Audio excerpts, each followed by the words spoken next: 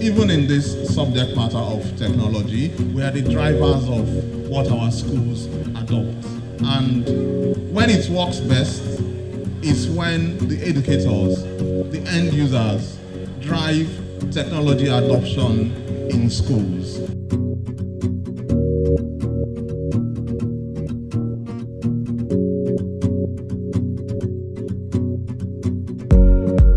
Technology really does give us, first of all, it lessens the work on the teacher. Secondly, it allows students of all learning types to be able to really learn effectively.